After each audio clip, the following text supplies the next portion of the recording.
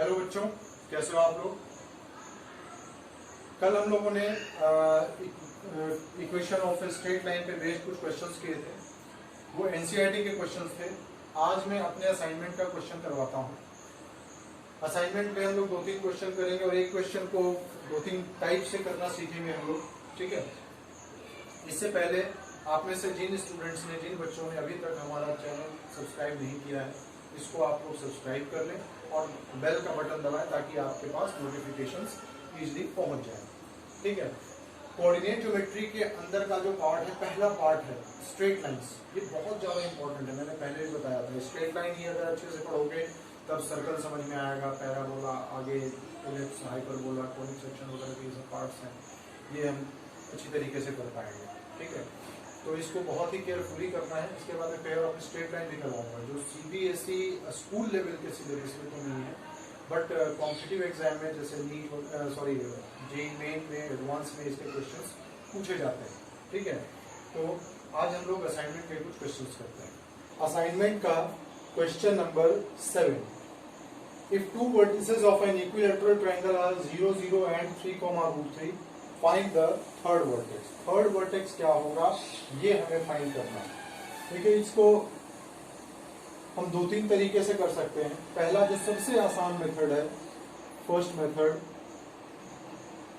वो देखो, अगर हम इसका फिगर बनाएं, 0, 0 तो यहाँ पे आएगा, ओरिजिन के ऊपर है, मतलब जो इस इक्विलैटरल ट्रायंगल का एक वर्टेक्स जो है वो ओरिजिन पे है, ठीक। 3, √3, ठीक है, 3 इस तरफ और √3 इधर कहीं होगा, ठीक है। तो ये 3, √3 पे दूसरा वर्टेक्स, मैं इसको A कहता हूं और इसको B कहता हूं, ठीक है। तो थर्ड वर्टेक्स कहां होगा ये हमें फाइंड करना है। देखिए, इक्विलैटरल ट्रायंगल में क्या होता है, each angle 60 degree and all sides are equal to each other. हम अगर इसको ध्यान से देखें, ये कितना है, √3 है और ये 3 है।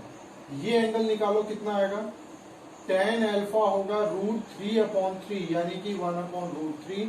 तो अल्फा मिल रहा है हमें 30 डिग्री, ठीक है। तो 30 डिग्री यानी कि जो दूसरी साइड है, जो अपने पास इससे जो साइड निकलेगी वो इससे 60 डिग्री पे निकलेगी।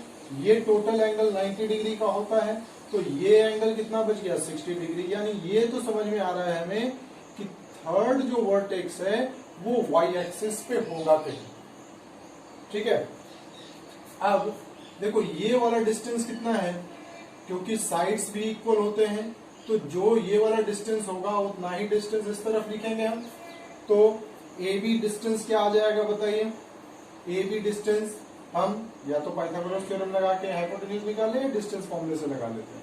तो √3 - 0, √3 का स्क्वायर 3 प्लस 3 का स्क्वायर 9, तो क्या आ गया 12, ठीक है। तो 2√3, तो ये डिस्टेंस अपने पास आ गया 2√3। तो थर्ड वर्टेक्स का हमें पता चल गया,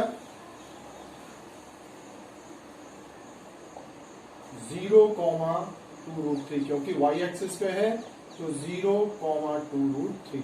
तो इस तरीके से ये इक्विलैटरल ट्रायंगल का फॉर्मेशन होगा, ठीक है। तो इसको नोट कर लो। अब देखते हैं, एक पॉसिबिलिटी तो और है, कोई जरूरी तो नहीं है ना कि ट्रायंगल का वर्टेक्स जो है ए से ऊपर ही हो, नीचे भी तो हो सकता है।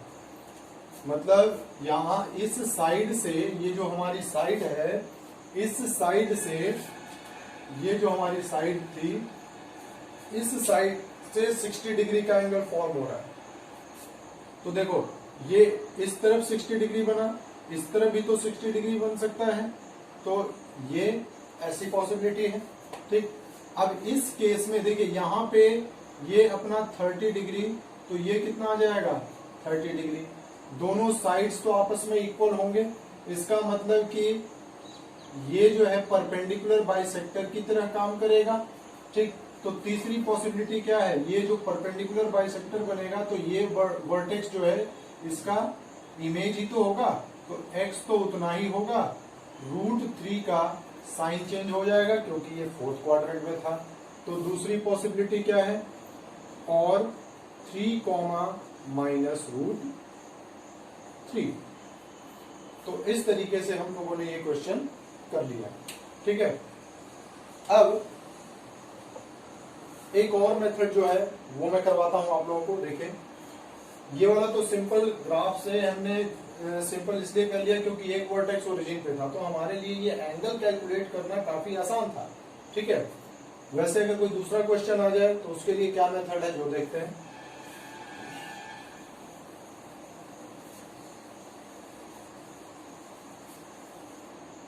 देखिए, सेकंड मेथड,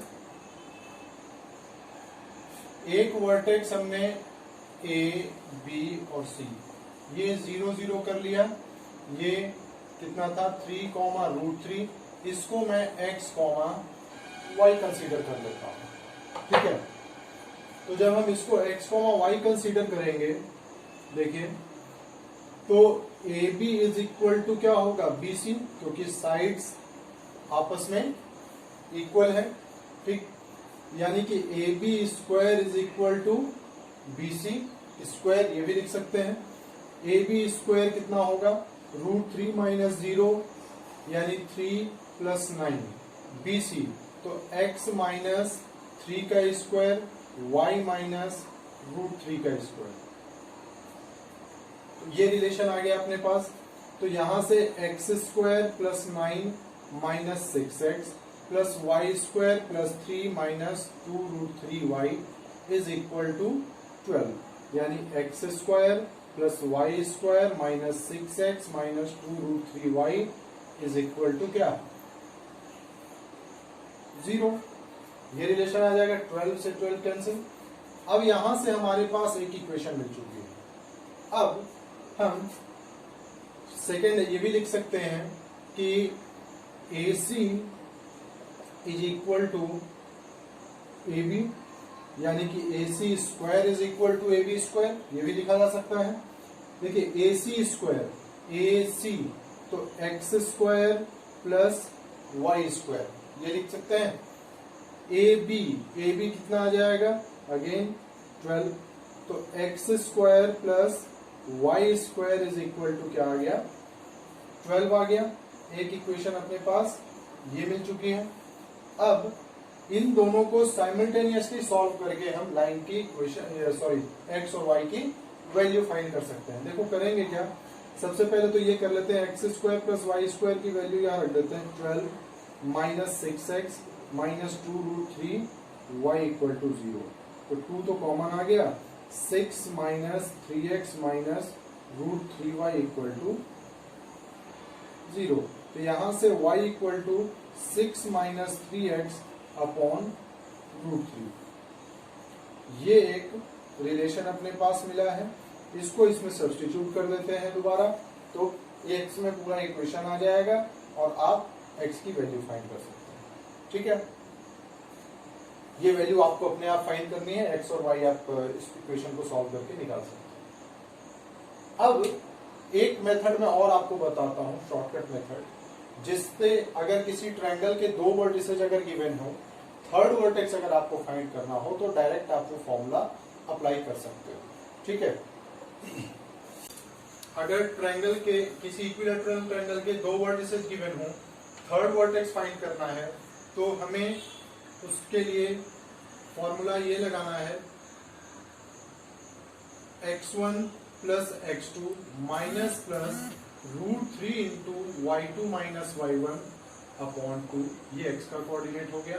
फिर y1 प्लस y2, माइनस और प्लस था तो यहाँ पे प्लस और माइनस होगा, और root 3 into x2 minus x1 upon 2।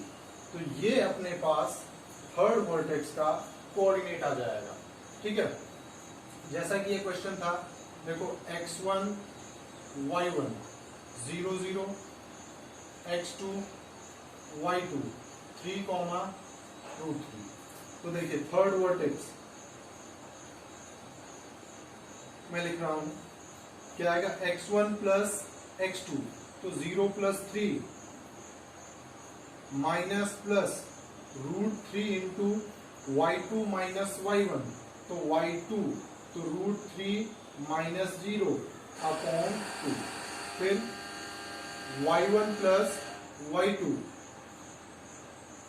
0 plus √3 plus minus √3 into x2 minus x1 यानी कि 3 माइनस 0 अपॉन 2 हो गया।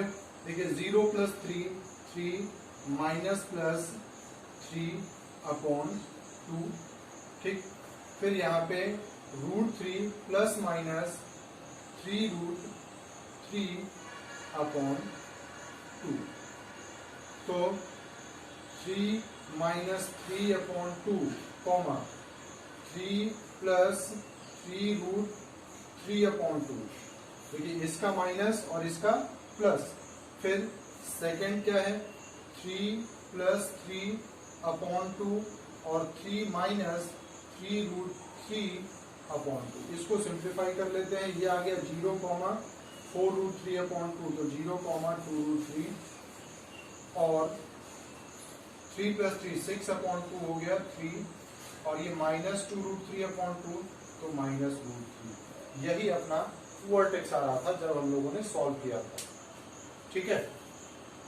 तो इस तरीके से ये अपने पास किसी भी कॉम्पिटिटिव एग्जाम में ऑब्जेक्टिव क्वेश्चंस करने के लिए ये मेथड बहुत ही हेल्पफुल है, इसको याद रखना है। क्वेश्चन नंबर 63 है असाइनमेंट का। Find the equations of the medians of a triangle formed by the lines x plus y equal to 6, x minus 3y equal to 2 and 5x minus 3y plus 2 equal to 0।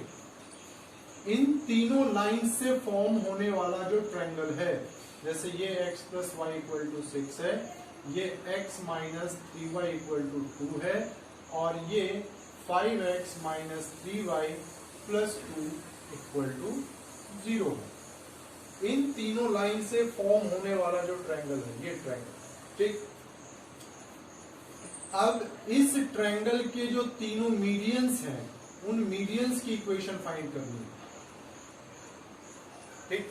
देखिए medians जहां पे meet करते हैं उसको क्या बोलते हैं, centroid बोलते हैं, ये मैंने पहले बताया हुआ है, ठीक। तो यहाँ सेंट्रॉइड का कोई कनेक्शन नहीं है, वैसे मैंने रिविजन करने के लिए बताया था। अब सबसे पहला काम हम ये करते हैं, किसी भी दो साइड, जैसे अगर देखो बी वर्टेक्स फाइंड करना है, तो इन ये बी क्या है, इस लाइन का और इस लाइन का पॉइंट ऑफ इंटरसेक्शन है। पॉइंट ऑफ इंटरसेक्शन का मतलब एक ऐसा पॉइंट आएगा जो इस लाइन के भी ऊपर होगा और इस लाइन के ऊपर भी होगा, यानी कि वो जो पॉइंट आएगा, जो एक्स और वाई की वैल्यू होगी, वो इस इक्वेशन को भी सेटिस्फाई करेगी और इस इक्वेशन को भी सेटिस्फाई करेगी। उस इन दोनों इक्वेशन को सेटिस्फाई करती है, इसका मतलब क्या है, इन दोनों का साइमल्टेनियस, जब साइमल्टेनियसली सॉल्व करेंगे तो इसका सॉल्यूशन आएगा, ठीक है। तो फॉर बी, बी के लिए आप क्या करोगे, इन दोनों को सॉल्व कर दोगे, तो x minus 3y equal to 2 और x plus y equal to 6, minus minus ये cancel, minus 4y equal to minus 4, तो y इक्वल टू आ गया 1। अब जब y1 आएगा तो x कितना आ जाएगा, 5, तो यानी b वर्टेक्स तो अपने पास मिल चुका है 5,1, ठीक। उसी तरीके से a वर्टेक्स निकाल लेते हैं। फॉर a, देखिए a में यहां 5x minus 3y equal to minus 2 है और x minus 3y equal to 2 subtract कर दिया हम लोगों ने, तो ये आ गया 4x इक्वल टू माइनस 4, तो x इक्वल टू क्या आ गया, minus 1।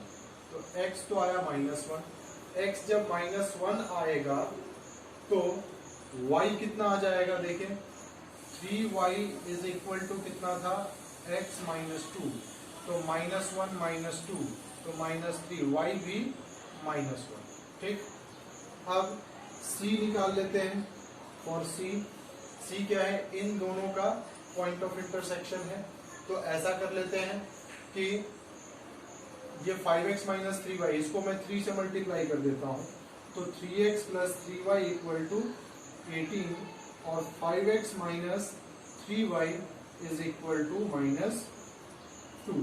5x minus 3y equal to -2 add कर देते हैं तो 8x इज इक्वल टू 16, तो x इज इक्वल टू क्या हो गया 2, तो 2, y कितना आ जाएगा 4। तो देखिए अपने पास a b c ये तीनों वर्टिसेज मिल चुके हैं।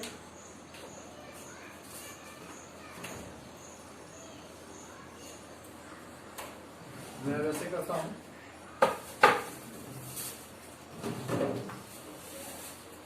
अब अपने पास ये ट्रायंगल है, a वर्टेक्स है -1, -1, b है 5, 1, c है 2, 4। मीडियन फाइंड करना है। मैं इस मीडियन का नाम AP रखता हूं, तो इक्वेशन ऑफ AP। देखिए अब किसी लाइन की इक्वेशन फाइंड करने के लिए मैंने बताया था उसका हमें एक पासिंग पॉइंट पता होना चाहिए और उसका स्लोप पता होना चाहिए, और हमेशा ये हमारा टारगेट होना चाहिए y minus y1 is equal to m into x minus x1। तो हम लाइन की इक्वेशन फाइंड कर सकते हैं। अब देखिए पासिंग पॉइंट तो अपने पास पता है कि a वर्टेक्स से लाइन पास हो रही है, स्लोप का नहीं पता है। तो देखिए मीडियन जो है वो क्या होता है, इन दोनों पॉइंट्स का कोई इस पॉइंट पे बाइसेक्ट करेगा तो P के कोऑर्डिनेट्स हम फाइंड कर सकते हैं। P के कोऑर्डिनेट्स क्या हो जाएगा, मिड पॉइंट लगा देंगे x1 प्लस x2 अपॉन 2, तो 5 प्लस 2 कितना आ गया 7 अपॉन 2 और ये 5 अपॉन 2, तो ये अपना मीडियन आ गया, ये पॉइंट P आ गया सॉरी। अब दो पॉइंट अगर हमें मालूम है तो स्लोप भी हम निकाल सकते हैं y2 minus y1 upon x2 minus x1, या डायरेक्ट 2 पॉइंट फॉर्म भी लगा सकते हो लाइन की। तो y माइनस y1 तो y प्लस 1 हो जाएगा, 5 upon 2 plus 1 upon 7 upon 2 plus 1, और फिर ये x प्लस 1, तो y plus 1 is equal to 7 upon 9 into x plus 1, तो 9y plus 9 is equal to 7x plus 7, तो 7x minus 9y equal to 2। ये हमारे पास इक्वेशन ऑफ AP आ गया। Similarly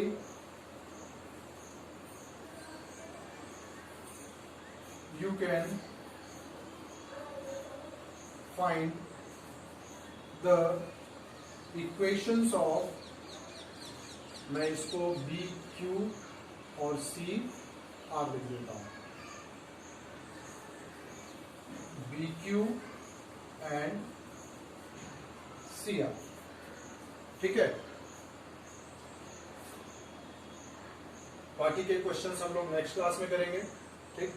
और आज के लिए इतना ही, और जो असाइनमेंट दिए हो उस असाइनमेंट में से क्वेश्चन करना। ये असाइनमेंट पे आपने क्वेश्चन नंबर 63 किया था।